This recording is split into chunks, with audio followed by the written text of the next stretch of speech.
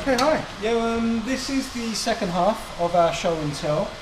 A lot of interesting parts underneath as well, so we thought it was worth lifting the car up just to show you. This part here, it's an interesting piece. Alpina, back in the day, they used to do a thin differential cover at the back as well to aid with cooling.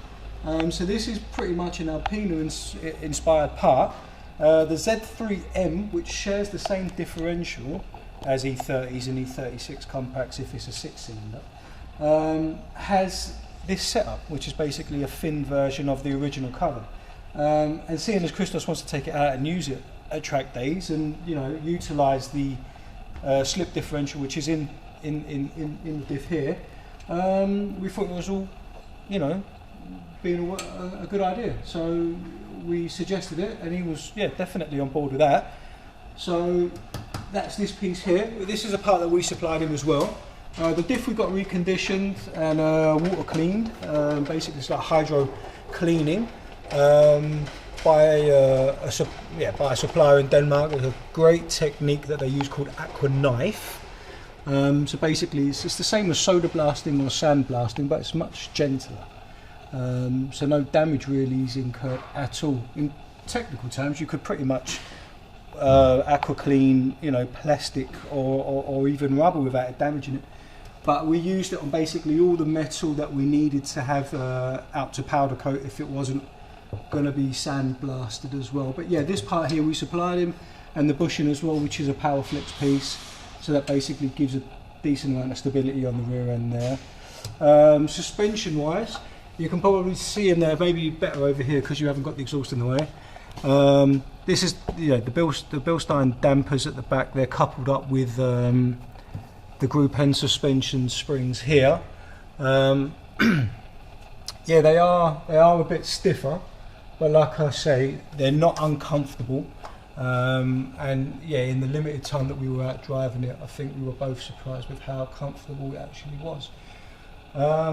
The Super Sprint piece, which is beautiful, full stainless, which goes all the way to the manifold, and basically sports rear box, race middle section, and then it's just coupled here, and the sound, like I say, is beautiful.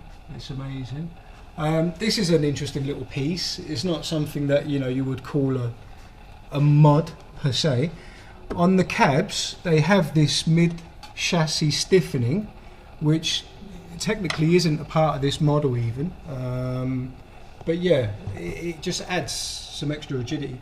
So basically what you do have to do is drill out and add what they call nutserts into the chassis, and then after that bolt this stiffening piece in, which, like I say, adds torsional rigidity there, keeps it on spec, especially if the body undergoes flex.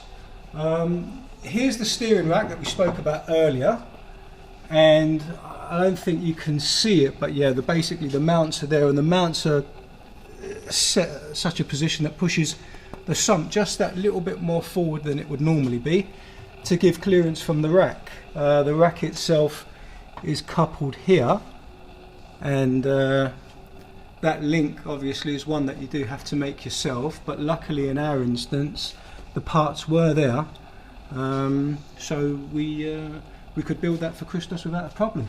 The brakes, like I said, OE, but upgraded pipes, and so upgraded hoses, the Goodrich hoses there, and also the BF Goodrich clutch hose as well, which I think is an interesting addition, depending obviously on how hot the fluid gets.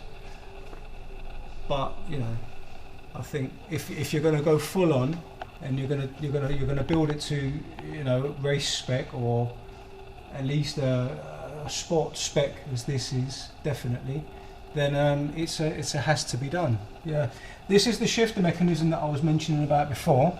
If you see it here, normally this wouldn't be there. Okay, this is just a mount point for the gearbox. The gearbox, normally the support for the shifter would go all the way back into the back of the chassis there, but instead you've got this triangulation going on, which basically creates a rigid point for the shifter arm to base itself on.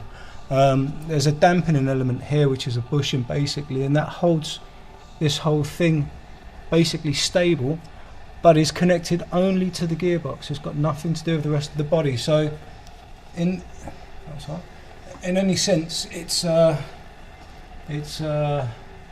definitely an interesting concept on an age-old technique, but I mean, I've never seen it done like that before.